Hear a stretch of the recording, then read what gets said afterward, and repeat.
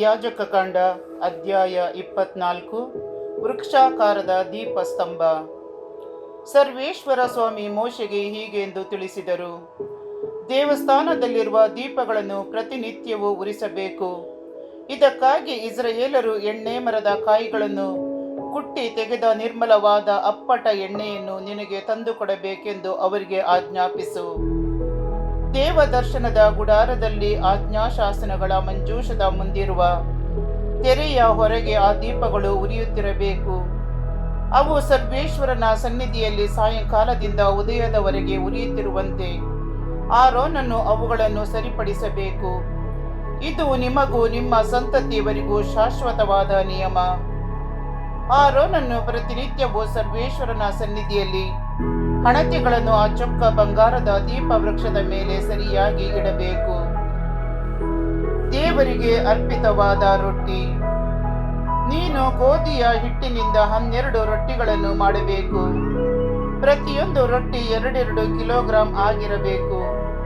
ಅವುಗಳನ್ನು ಆರಾರರ ಮೇರೆಗೆ 2 ರಾಶಿಗಳಾಗಿ ಚೊಕ್ಕ ಬಂಗಾರದ ಮೇಜಿನ ಮೇಲೆ ಸರ್ವೇಶ್ವರನ ಸಮ್ಮುಖದಲ್ಲಿ ಇಡಬೇಕು.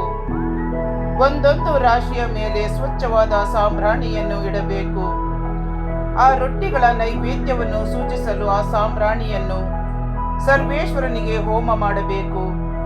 ಶಾಶ್ವತವಾದ ನಿಬಂಧನೆಯ ಮೇರೆಗೆ ಯಾಜಕನು ಯಾವಾಗಲೂ ಪ್ರತಿ ಸಬ್ಬತ್ ದಿನದಲ್ಲಿ ರೊಟ್ಟಿಗಳನ್ನು ತಂದು ಸರ್ವೇಶ್ವರನ ಸನ್ನಿಧಿಯಲ್ಲಿ ಕ್ರಮಪಡಿಸಿ ಅವುಗಳನ್ನು ಇಸ್ರಾಯೇಲರ ಪರವಾಗಿ ಸರ್ವೇಶ್ವರನಿಗೆ ಸಮರ್ಪಿಸಬೇಕು. ಅವು ಆರೋನನಿಗೂ ಅವನ ಸಂತತಿಯವರಿಗೂ ಸಲ್ಲಬೇಕು. ಮಹಾಪರಿಶುದ್ಧವಾದ ರೊಟ್ಟಿಗಳನ್ನು ದೇವಸ್ಥಾನದ ಪ್ರಾಕಾರದಲ್ಲೇ ತಿನ್ನಬೇಕು. ಅವು ಸರ್ವೇಶ್ವರನಿಗೆ ಸಮರ್ಪಿತವಾದ ದಹನ ದ್ರವ್ಯಗಳಿಗೆ ಸೇರಿದವುಗಳಾದುದರಿಂದ ಶಾಶ್ವತ ನಿಯಮದ ಪ್ರಕಾರ ಯಾಜಕರಿಗೆ ಸಲ್ಲಬೇಕು. ದೇವದೂಷಣೆಗೆ ತಕ್ಕ ದಂಡನೆ. ಇಸ್ರಾಯೇಲ್ ಮಹಿಳೆಯೊಬ್ಬಳಿಗೆ ಈಜಿಪ್ಟಿನ ಪುರುಷನಿಂದ ಹುಟ್ಟಿದ್ದ ಒಬ್ಬ ವ್ಯಕ್ತಿ ಇದ್ದನು. ಇವನು ಇಸ್ರಾಯೇಲರ ಪಾಳ್ಯಕ್ಕೆ ಬಂದು ಇಸ್ರಾಯೇಲನೊಬ್ಬನ ಸಂಗಡ ಜಗಳವಾಡಿ ಬೈದ ಮಾತ್ರವಲ್ಲದೆ ಸರ್ವೇಶ್ವರ ಸ್ವಾಮಿಯನ್ನು ದೂಷಿಸಿ ಶಾಪ ಹಾಕಿದನು. ಅವನನ್ನು ಮೋಶೆಯ ಬಳಿಗೆ ಹಿಡಿದು ತಂದರು. ಆ ವ್ಯಕ್ತಿಯ ತಾಯಿ ದಾನ್ ಕುಲದ ಲಿಬ್ರಿಯ ಮಗಳು, ಶೆಲೋಮೀತ್ ಎಂದು ಅವಳ ಹೆಸರು. ಅವನ ವಿಷಯವಾಗಿ ಸರ್ವೇಶ್ವರನ ತೀರ್ಪನ್ನು ತಿಳಿದುಕೊಳ್ಳುವಷ್ಟು ಕಾಲ ಅವನನ್ನು ಕಾವಲಲ್ಲಿ ಇರಿಸಲಾಯಿತು. ಆಗ ಮೋಶೆಗೆ ಸರ್ವೇಶ್ವರ ಹೀಗೆಂದು ತಿಳಿಸಿದರು. ಆ ದೇವದೂಷಕನನ್ನು ಪಾಳೆಯದ ಹೊರಗೆ ಒಯ್ಯಬೇಕು. ಅವನಾಡಿದ ದೂಷಣೆಯ ಮಾತುಗಳನ್ನು ಕೇಳಿದವರೆಲ್ಲರೂ ಅವನ ತಲೆಯ ಮೇಲೆ ಕೈ ಚಾಚಬೇಕು. ಅನಂತರ ಸಮಾಜದವರೆಲ್ಲರೂ ಅವನನ್ನು ಕಲ್ಲೆಸೆದು ಕೊಲ್ಲಬೇಕು. ಮತ್ತು ಇಸ್ರಾಯೇಲರಿಗೆ ನೀನು ಹೀಗೆ ಹೇಳಬೇಕು, ತನ್ನ ದೇವರನ್ನು ದೂಷಿಸಿದವನು ಆ ದೋಷದ ಫಲವನ್ನು ಅನುಭವಿಸಬೇಕು. ಸರ್ವೇಶ್ವರನ ಹೆಸರನ್ನು ನಿಂದಿಸಿದವನಿಗೆ ಮರಣ ಶಿಕ್ಷೆಯಾಗಬೇಕು. ಸಮಾಜದವರೆಲ್ಲರೂ ಅವನನ್ನು ಕಲ್ಲೆಸೆದು ಕೊಲ್ಲಬೇಕು.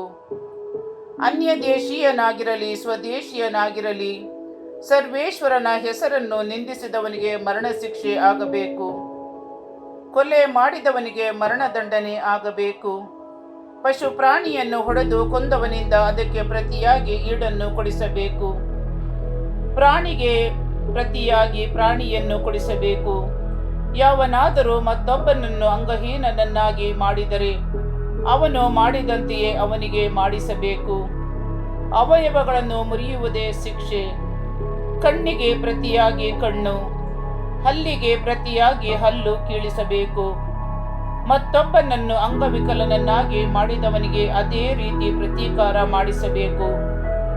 ಪಶು ಪ್ರಾಣಿಯನ್ನು ಕೊಂದವನು ಅದಕ್ಕೆ ಬದಲಾಗಿ ಈಡು ಕೊಡಬೇಕು. ಮನುಷ್ಯನನ್ನು ಕೊಂದವನಿಗೆ ಮರಣ ಶಿಕ್ಷೆಯಾಗಬೇಕು. ಅನ್ಯರಿಗಾಗಲಿ ಸ್ವಜನರಿಗಾಗಲಿ ಪಕ್ಷಪಾತವಿಲ್ಲದೆ ಒಂದೇ ನಿಯಮವಿರಬೇಕು.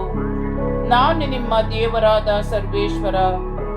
ಮೋಶೆ ಈ ಮಾತುಗಳನ್ನು ಇಸ್ರಾಯೇಲರಿಗೆ ತಿಳಿಸಿದನು.